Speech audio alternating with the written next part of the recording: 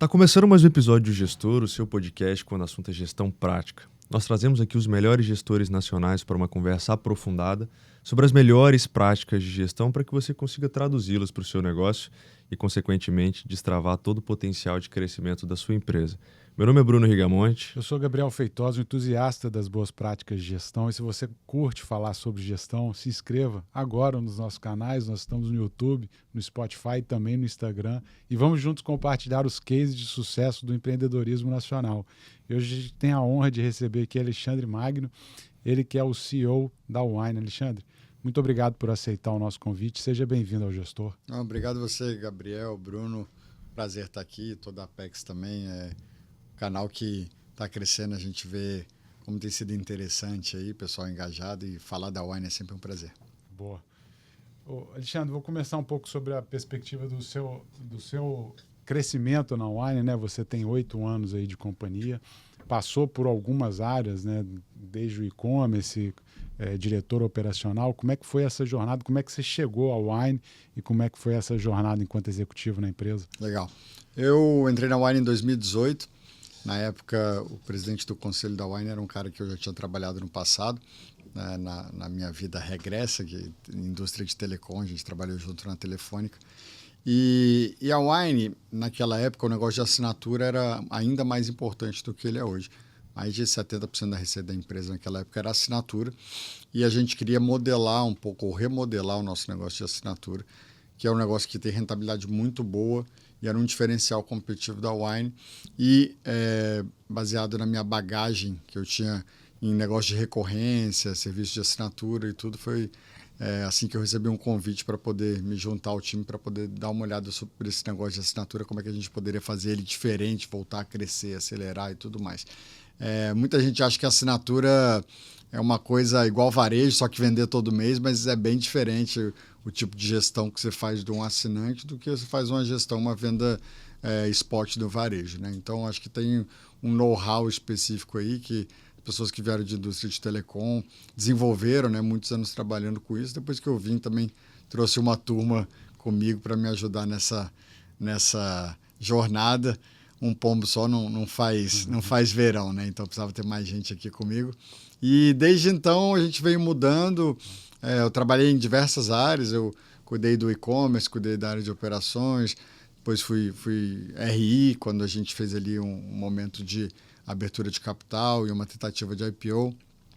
Na época, a gente queria um RI que conhecesse muito bem a operação da companhia, e aí os acionistas me escolheram para essa função.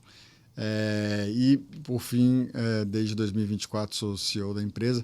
Acho que parte do que me capacitou foi exatamente ter passado por tantas áreas, conhecer bem profundamente como que funciona a empresa, como funcionam as áreas, quais são os desafios, e por aí vai. Já existia ali, desde quando você entrou, quando você foi convidado a chamar ali talvez possa chamar de um projeto para que você fosse preparado para assumir essa vaga? Não, foi algo que veio acontecendo com o tempo. Ao longo de 2024, ali, quando a gente sabia que possivelmente aconteceria uma transição, e ela aconteceu muito por causa das mudanças que a gente teve na Península, que é um dos nossos investidores. O Marcelo D'Arienzo, que era o nosso CEO, voltou para a Península para ser CEO da Península, e aí, nesse momento, a gente começou a trabalhar e se preparar para isso, mas não teve uma preparação prévia.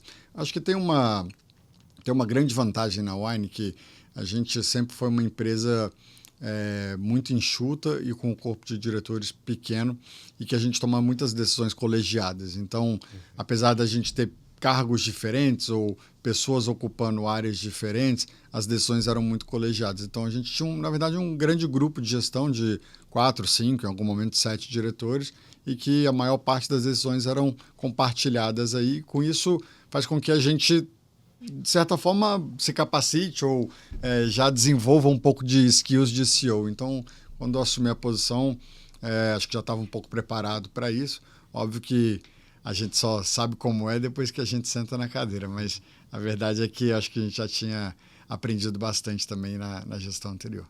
Eu me lembro que nessa época aí, por volta, né, de novembro de 2024, foi quando você de fato assumiu como CEO. A empresa também estava passando por o que você comentou, essa transição, né, dentro aí da perspectiva societária, eventualmente.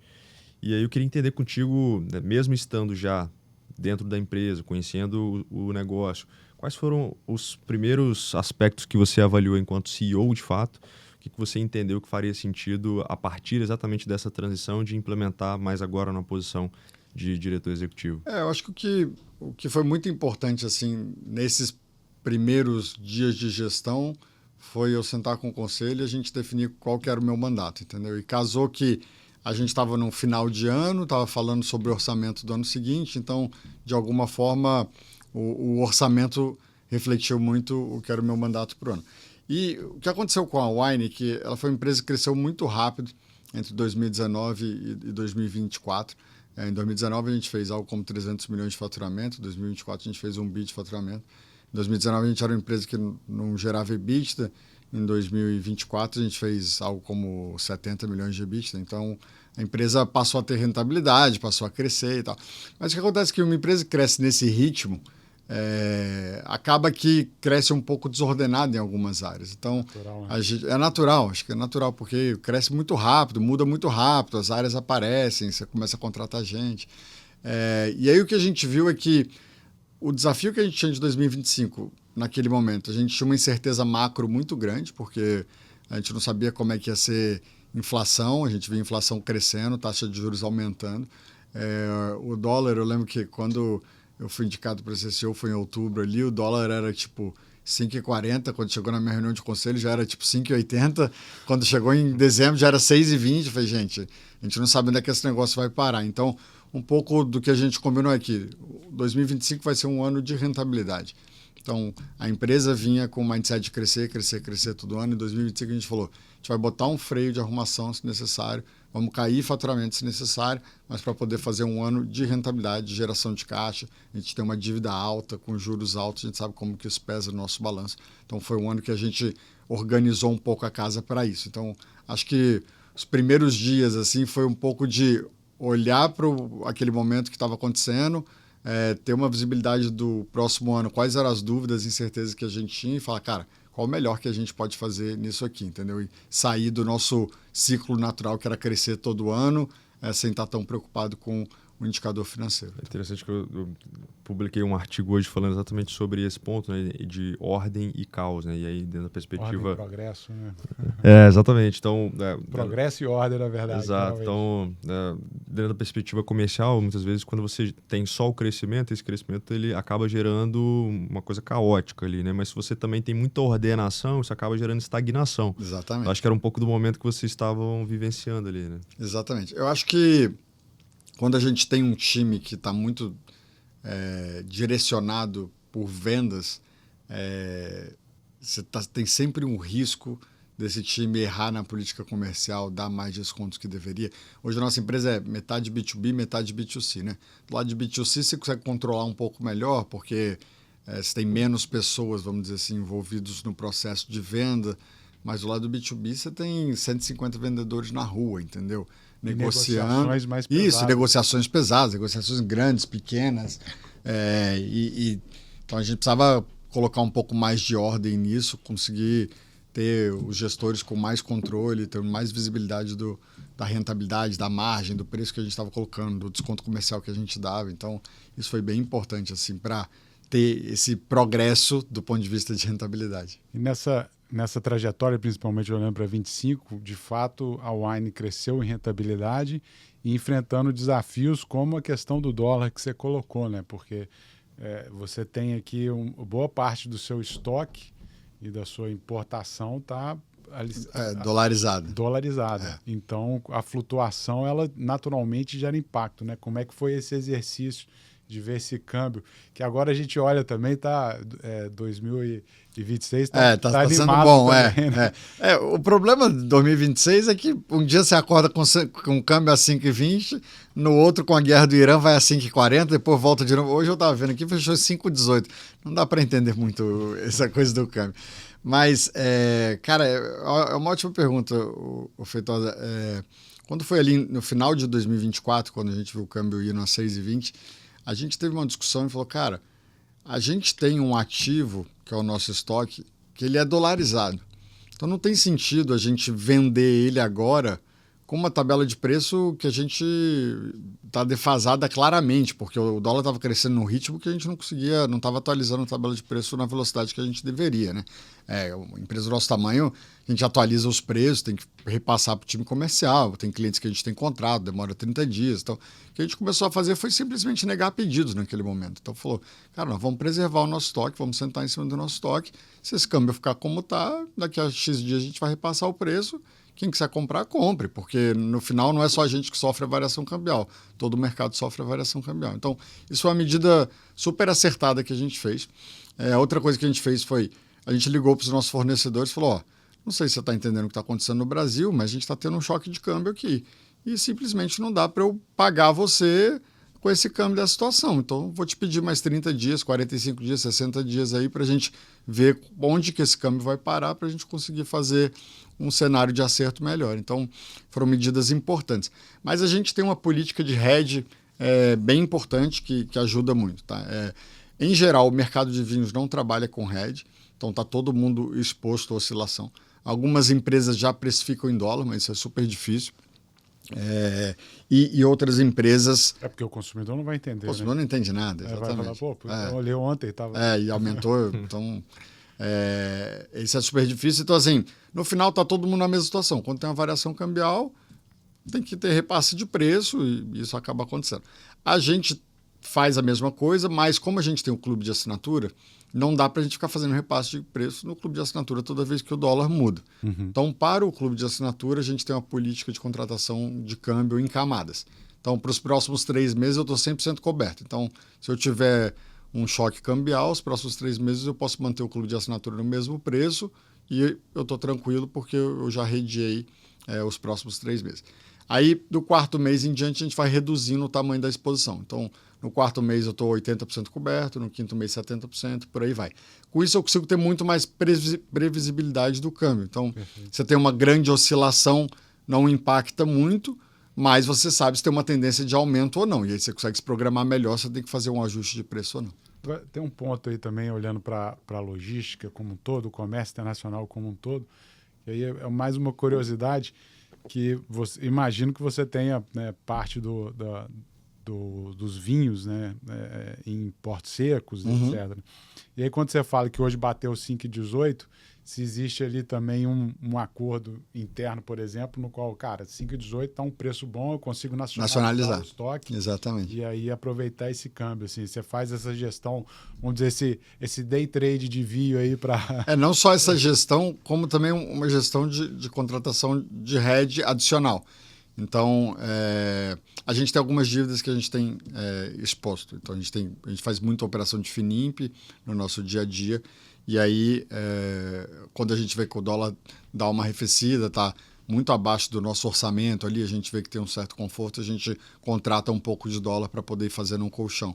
Então, a gente, além do hedge, vamos dizer assim, a gente opera câmbio de outras formas para poder diminuir um pouco o risco. Então, essa forma de nacionalizar quando o câmbio parece melhor é uma delas, a outra é a gente contratar algumas camadas de hedge quando tem oportunidade. A Wine começou a apostar em algumas marcas autorais e, naturalmente, isso acaba mudando um pouco a lógica de funcionamento da empresa, né? Antes, uma perspectiva de distribuidora, de marcas, né, espalhadas, e agora, de fato, passando a ter um pouco desse controle sobre as próprias marcas.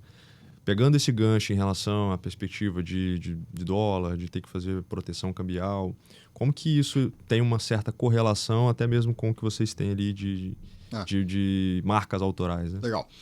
Explicando um pouco das marcas autorais, né? É um projeto muito parecido com o que supermercados fazem com marcas próprias que eles desenvolvem. Tá?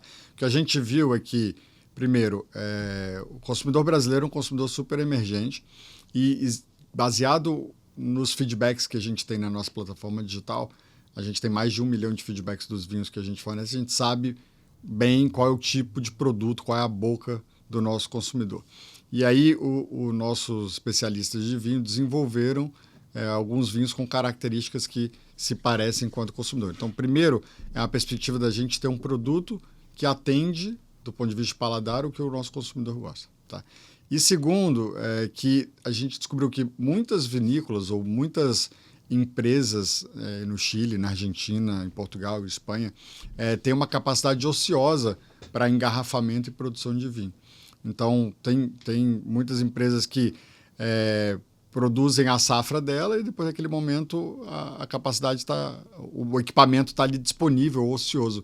Então o que a gente fez foi parceria com algumas dessas empresas para conseguir utilizar parte dessa capacidade ociosa e aí obviamente a gente tem uma negociação de preço melhor, então a gente de certa forma morde parte da margem dessa parte da cadeia. Tá? Então tem uma perspectiva de ter mais margem, tem uma perspectiva de trazer um produto de acordo com o paladar do nosso cliente. Tá?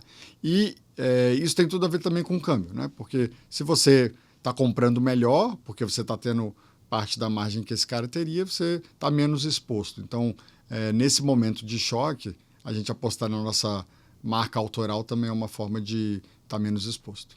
E aí também tem uma outra vertente que você comentou no início, também que vocês começaram a focar B2B, que também é outra, vamos dizer, é outro bicho a ser gerenciado aí, né? A Wine cresceu muito fortemente, alavancada nos assinantes ali, né? Mais de 400 mil, acho que chegou a ter. O maior clube de vinho das Américas e tal.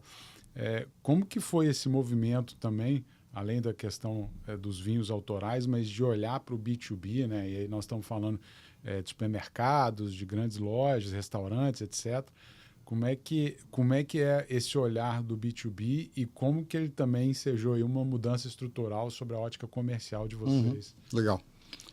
Em 2018, a gente adquiriu a nossa primeira empresa de distribuição, que era a Bodegas. Na época, a gente tinha um canal de B2B bem limitado, porque a gente tinha algumas marcas do e-commerce que iam super bem. E a gente via interesse de supermercados para poder distribuir essas marcas, alguns restaurantes. A gente começou uma operação interna bem pequena. Em 2018, a gente se aproximou da Bodegas, que é essa empresa, que o Herman era o proprietário, depois o Herman se juntou ao nosso corpo de diretores. E a empresa ela era basicamente especialista em distribuição e ela tinha algumas lojas próprias, lojas físicas. E eram dois negócios que a gente queria testar. Então, primeiro, o B2B a gente sabia que tinha espaço para poder crescer, para poder fazer mais. E lojas físicas era um negócio que a gente queria testar, porque na perspectiva de ser um e-commerce, entregar rápido é cada vez mais importante. Então, como o nosso centro de distribuição é aqui na Serra, no Espírito Santo, para você entregar em Porto Alegre rápido, por mais rápido que você seja, você vai demorar 2, 3 dias e vai ter um custo muito alto. Então, a nossa forma de fazer entrega rápida em alguns lugares é ter lojas físicas, eu desloco o estoque para lá, então se o cliente precisa receber em 2 horas, porque ele tem um evento, ele não se programou para o vinho que ele quer consumir, eu entrego a partir da loja. Então, quando a gente adquiriu a Bodegas, ela tinha essas duas facetas que eram interessantes para a gente. E a gente começou a crescer no negócio de B2B, crescendo devagarinho ali. Na época, quando a gente comprou a Bodegas, fazia algo como 20 milhões de reais, então ainda era muito pouco, 20 milhões por ano. Isso veio crescendo, na pandemia cresceu. E quando foi em 2020, houve aquela janela de IPO, né? Muitas empresas entusiasmadas com a IPO, e a gente engajou para poder conversar com investidores, ver se havia uma possibilidade ou não. E a gente recebeu bastante feedback sobre, cara, legal, vocês estão fazendo um baita trabalho do lado digital, do lado do clube de assinatura, que é um produto que praticamente não existe no Brasil, vocês têm um diferencial competitivo enorme. Mas, assim, se o mercado ele é um mercado muito mais tradicional, do ponto de vista do cara comprar em supermercado, comprar em loja especializada e coisas do tipo, vocês precisam desenvolver mais esse canal. E aí a gente realmente mergulhou para entender isso e no final que a gente vê assim, a gente precisava fazer naquela época um pouco do que a Ambev fez com a cerveja nos anos 90. Então, antes da Ambev, você tinha cervejarias descentralizadas e você tinha as marcas mal posicionadas, preços mal posicionados. Você não tinha cerveja em todo lugar como você tem hoje. Então, o trabalho que a Ambev fez de colocar o produto certo, no lugar certo, no preço certo, e o preço certo tem tudo a ver com a marca, né, que ele desenvolveu para aquele canal, é o que a gente falou, cara, a gente precisa fazer um trabalho de omnipresença ou super disponibilidade muito parecido com o que a Ambev fez. Então, assim, para a indústria de vinho crescer no Brasil, você precisa ter vinho em todo lugar que o cara pensar em consumir ou que o cara pensar em comprar. Se for numa cidade de hoje de 50 mil habitantes, provavelmente a gôndola do supermercado da cidade vai ter 2, 3 rótulos de vinho, provavelmente muito mais caro do que deveria ser, entendeu? Então, a gente embarcou nessa jornada, nesse desafio de fazer um vinho, produto muito mais disponível. Para isso, ter presença física era importante. E aí, em 2021, a gente comprou a Cantu, que era uma empresa também especializada em distribuição.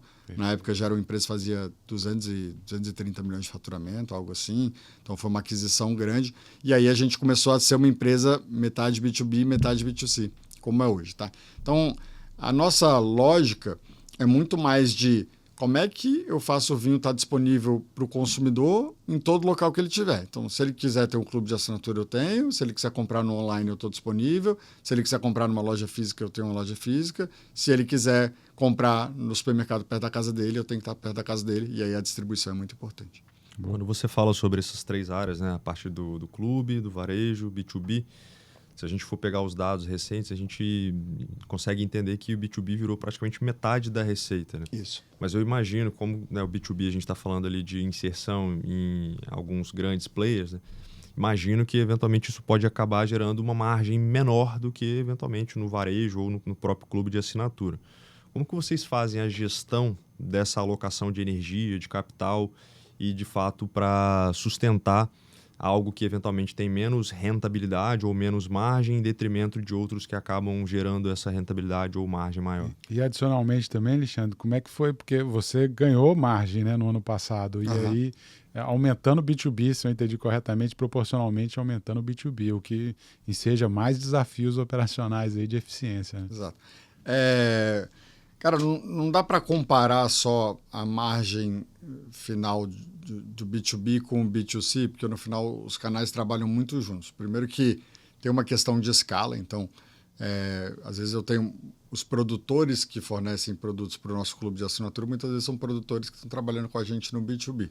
Então, se a gente consegue uma negociação especial para, vou incluir o seu produto na assinatura do mês de março, isso, de alguma forma, pode reverter numa negociação melhor para o B2B também. Então, os canais são meio vasos comunicantes aqui, não dá para a gente separar eles tão assim.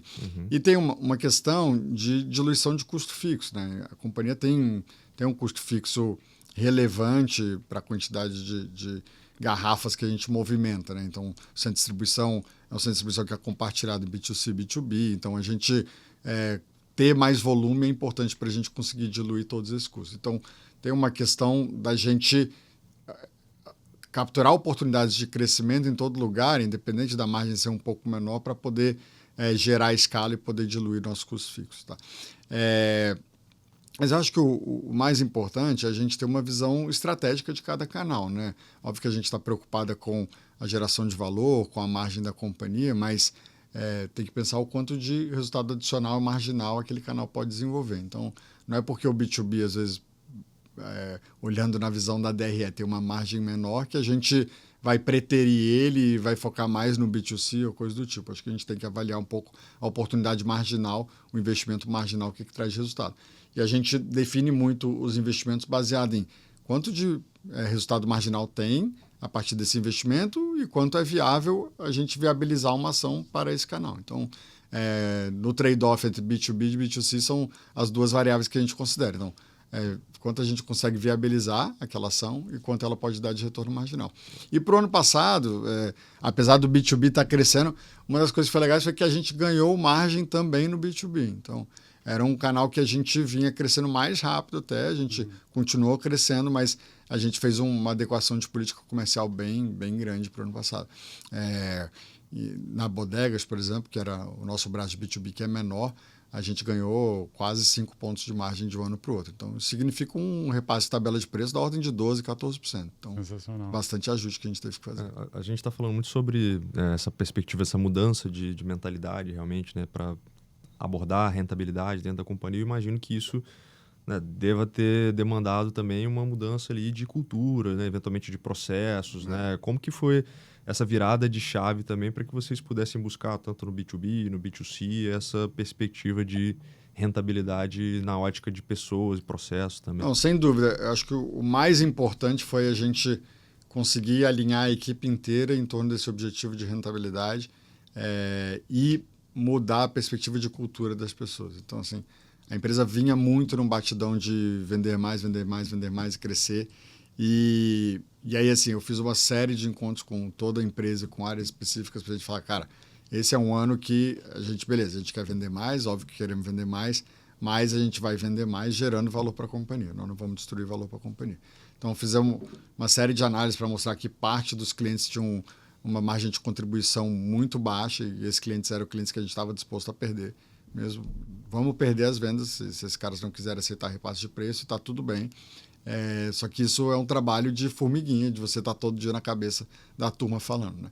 E a gente fez uma mudança na política de remuneração também, que foi bem importante. Então, a remuneração do time comercial era muito sobre vendas, a gente equilibrou o quanto é top line e o quanto é margem. Então, não adianta ter top line se não tem margem. Então, uma coisa ficou muito condicionada à outra. E o PPR de 100% da equipe estava atrelado à rentabilidade. Então, não tem driver de faturamento para gerar gatilho de remuneração. O gatilho a companhia tem que ter lucro e a companhia tem que atingir os objetivos de EBITDA. E todo mês a gente reforçar isso, todo mês a gente falando com o time. Então, quando eu escrevi, todo final de ano eu escrevo um e-mail de agradecimento para o time e a perspectiva para o ano seguinte. Quando eu escrevi o e-mail no final de 2024, o e-mail começava com 2025 será um ano de rentabilidade. E, cara, eu falei essa palavra rentabilidade, sei lá, em 30 encontros nos 2, 3 meses seguintes, entendeu? Já deve ter falado 30 só aqui no podcast. Então, até que a turma começou a entender e tal. Então, assim, cara, parece simples, mas é uma coisa de mudança cultural grande, assim. E que não parte só de mim, acho que os diretores, os gerentes, todo mundo tem que estar com isso na cabeça para poder desdobrar para o time. Se eu estou falando sozinho e o resto do time não está comprado comigo, não adianta nada, né?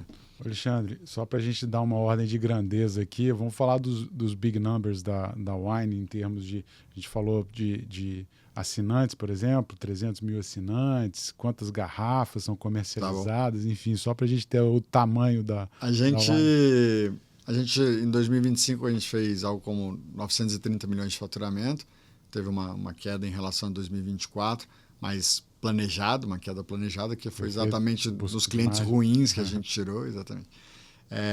A gente teve uma melhora do lucro operacional de 63% de um ano para o outro. Então, isso reflete o ganho de margem que a gente teve.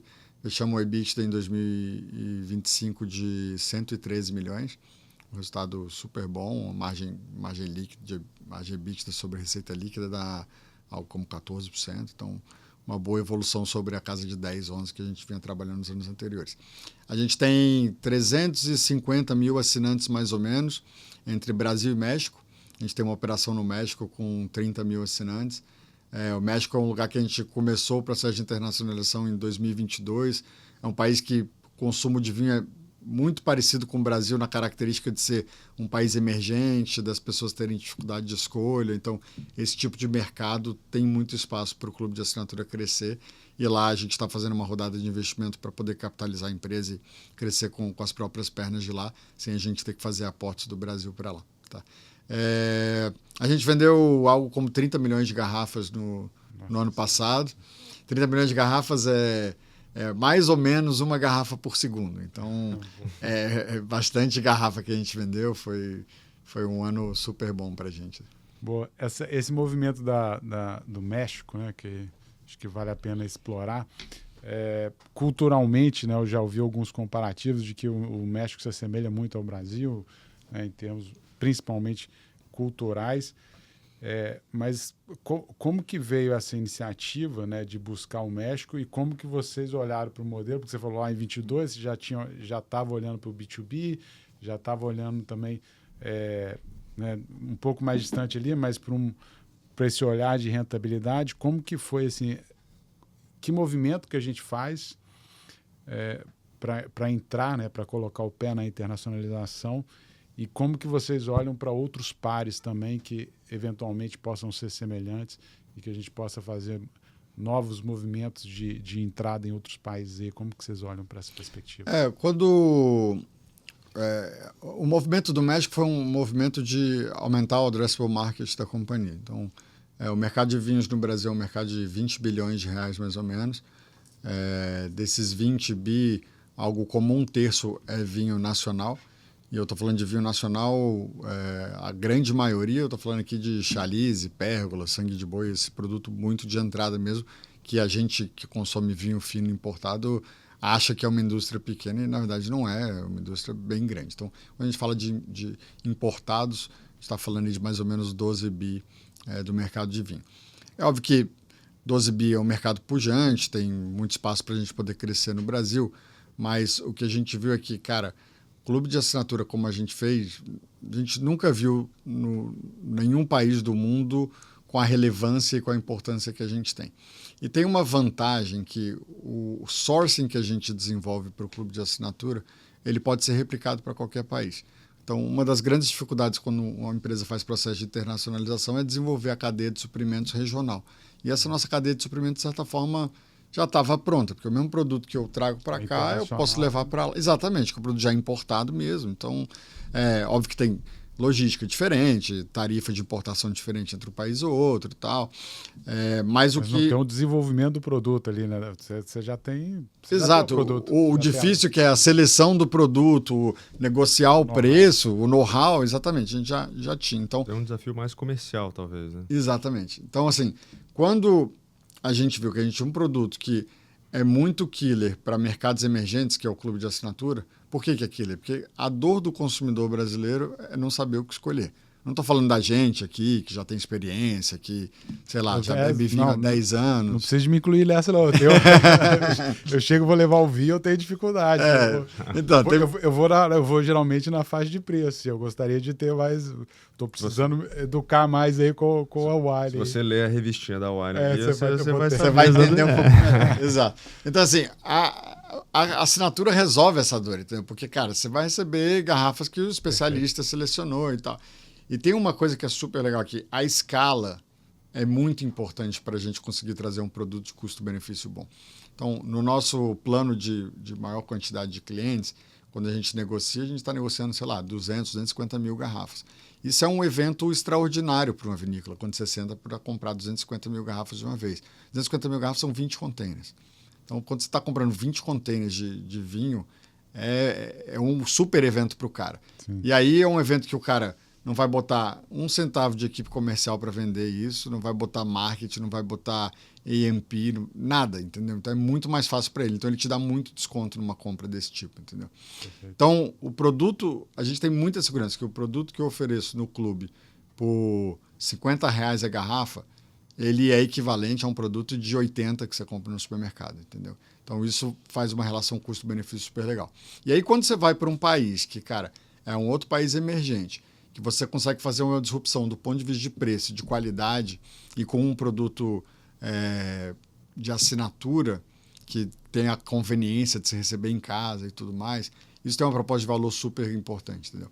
E aí a gente mapeou mercados que têm uma característica parecida de ser emergente. Então, não dá para ir na França e falar, pô, vamos ter um clube de assinatura na França. Não dá. Toda esquina você tem uma loja de vinho, que o consumidor entende de vinho, e se não entende, o vendedor tem total capacidade de assessorar o cara, entendeu? Então, são mercados menos desenvolvidos, nesse sentido, com uma cultura menor, como México, como Colômbia, Peru, alguns países da América Central, alguns estados dos Estados Unidos, a gente acha que tem potencial, como Texas, Flórida, alguns outros que são países um pouco mais latinos, assim, tem espaço para a gente ir. Tem um ponto da educação, né? Eu brinquei aqui sobre também a escolha do vinho, mas tem um ponto da educação que precisa de ser explorada fortemente pela Wine. Quando a gente olha o consumo médio do brasileiro, por exemplo, assim como o consumo médio do mexicano, é muito abaixo, muito aquém do que, por exemplo, consome os principais países, o próprio Estados Unidos que você citou, né? E eu lembro até de uma fala do Gabriel Benz, que foi no Líderes da Manhã, e ele falou assim, geralmente tem uma restrição ali, né, um certo preconceito sobre a ótica de assim, vou tomar vinho, né, num lugar que é quente, por exemplo, e aí acho que ele citou, se eu não me engano, Califórnia, ou algum lugar que, cara, o consumo é altíssimo, e tem ali uma oportunidade de você crescer consumo. Né? Então, como que você trabalha essa questão também da educação enquanto um objetivo? Porque, na verdade, você vai aumentar, né, o mercado como um todo, que já é de 20 bi, que você colocou, e você consegue, pela educação, né, pelo programa de assinaturas ou de alguma outra forma, como que você trabalha isso para que você aumente o seu tamanho de mercado? Então, Boa pergunta. O mercado, o consumo médio de vinho no Brasil é 2,5 litros per capita. Isso por adulto e tal. Nos Estados Unidos, que é um país que, óbvio, é um país super consumidor de tudo, mas não é um país essencialmente produtor de vinho, que tem uma cultura de vinho que vem de berço, o consumo é algo como 10, 12 litros per capita. Então, você vê que daqui para os Estados Unidos tem muito espaço. Se a gente começar a colocar países europeus, aí vai embora, né? França mais de 40, Portugal mais de 50 litros per capita, então é uma outra realidade. E o consumo per capita é baixo não é por causa de rejeição, é por causa de dificuldade do consumidor mesmo, entendeu? Contar um pouco da história do vinho no Brasil, né? O vinho importado no Brasil começou na época que o Collor começou a abrir as barreiras para você poder fazer importação. Isso foi ali no início dos anos 90. O que acontecia naquela época? Quem tinha acesso a vinho eram as famílias ricas que podiam viajar para a Europa. Na época era super caro ir para a Europa, então quem tinha dinheiro para ir para a Europa eram as famílias ricas. Eles chegavam lá e bebiam vinho e falavam, pô, produtaço, adoro isso aqui. E aí quando eles viram que tinha oportunidade de importar no Brasil, falaram, legal, vou começar a importar os vinhos que eu bebo na Europa. Só que os vinhos que o cara bebeu na Europa eram vinhos caros, não tinha uma realidade condizente com o mercado brasileiro. Então a gente começou a importar vinho, o mercado o Brasil começou a importar vinho caro. E aí o produto entrou no Brasil sempre com preço alto e criou-se uma imagem de que vinho é um produto para elite, é um produto caro, por aí vai.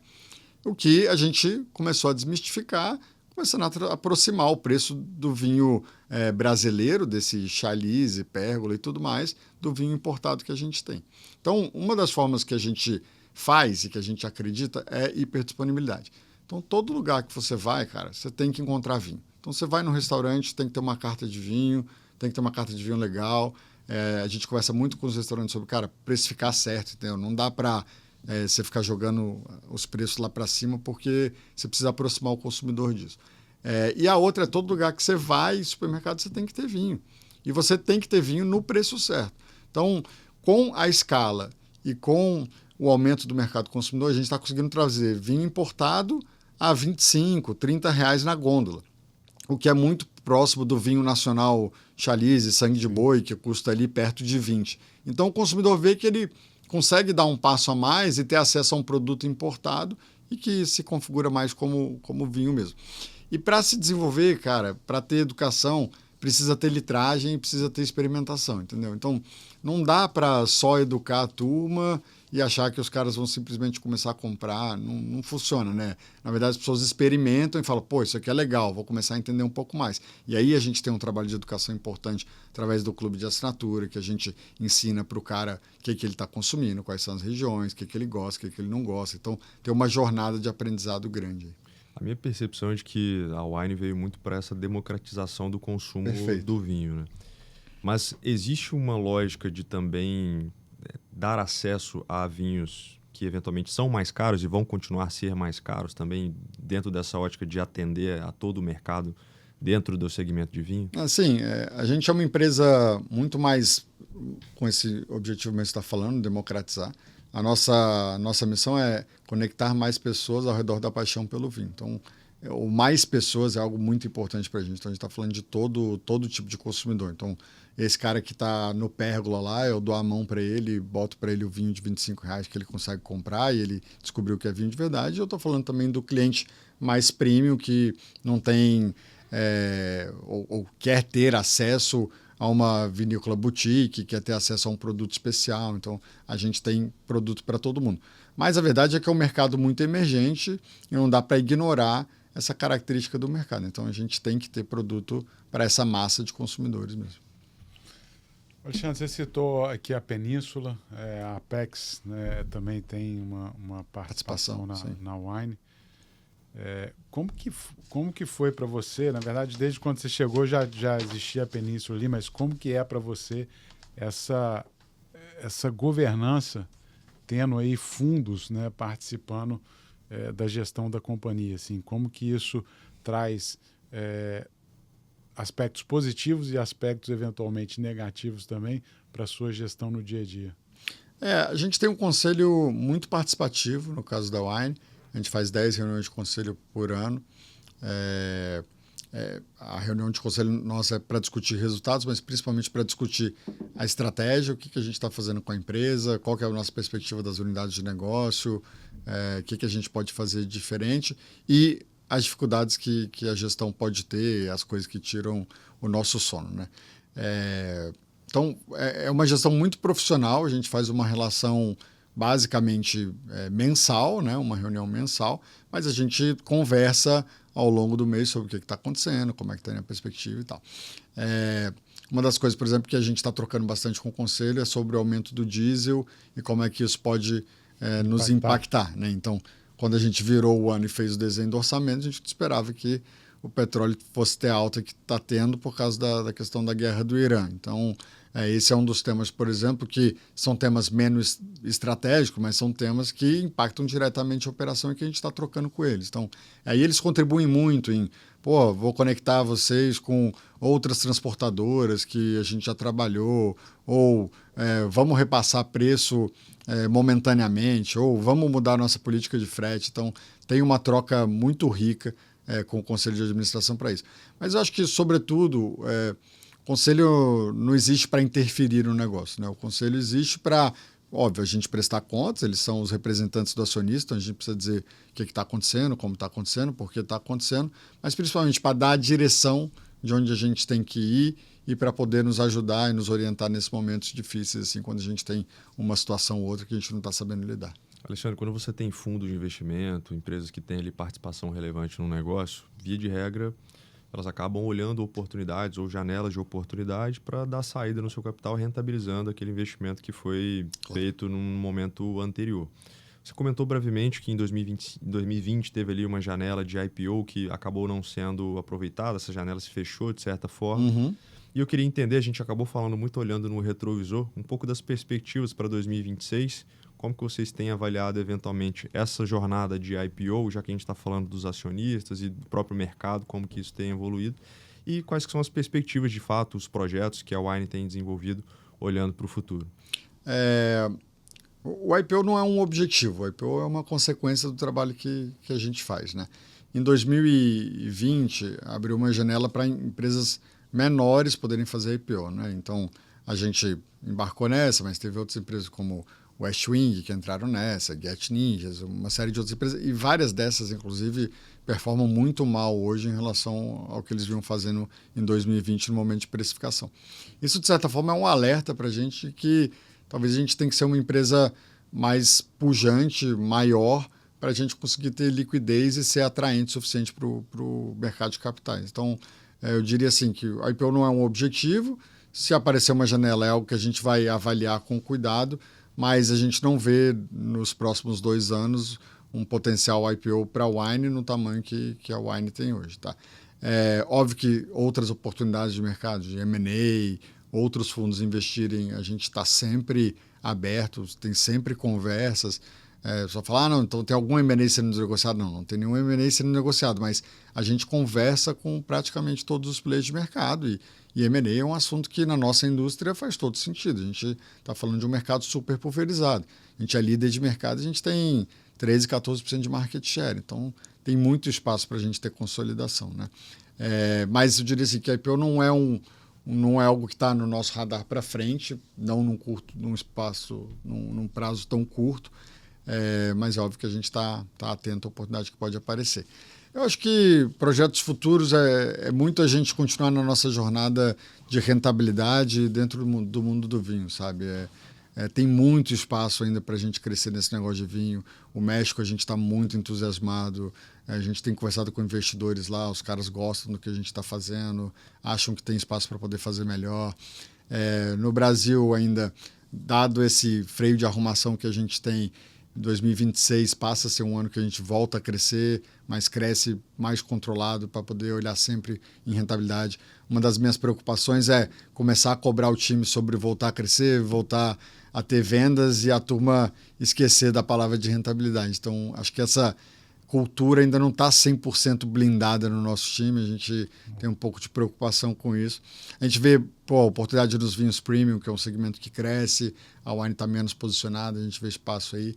No ano passado, a gente já readequou nosso portfólio com 3 ou 4 casas grandes de Itália, França, que são importantes para a gente.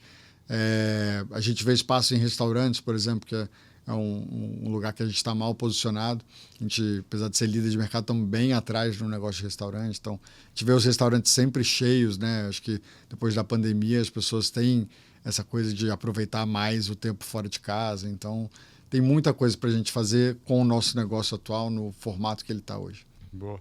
Alexandre, queria agradecer a sua presença, o convite, aceitar o nosso convite aqui, cara. Parabéns pelo pragmatismo, né? Acho que Obrigado. Você está aí há um ano e pouco à frente da Wine, já entregando resultado com essa perspectiva, com essa clareza de rentabilidade. E tenho certeza que esses novos projetos, né, tanto o México quanto esse foco B2B aí, que vocês vêm desenvolvendo, assim como o Clube de Vinhos, né, que eu sou cliente, o Bruno também já confidencializou que ele é cliente, ele está um plano abaixo que o meu, mas ele também é assinante. Então, cara, parabenizar pelo trabalho, parabéns. Obrigado. Aí. E, mais uma vez, obrigado por ter aceitado o nosso convite. Obrigado, eu estou à disposição. É sempre um prazer falar da Wine, principalmente para a Apex, que está com a gente nessa jornada aí. Alexandre, novamente, muito obrigado. E você que chegou até aqui, se você não é inscrito no nosso canal, gostou desse conteúdo, queria te convidar para fazer isso agora. E se você acredita que esse conteúdo pode fazer a diferença na vida de alguém, compartilha com ela também.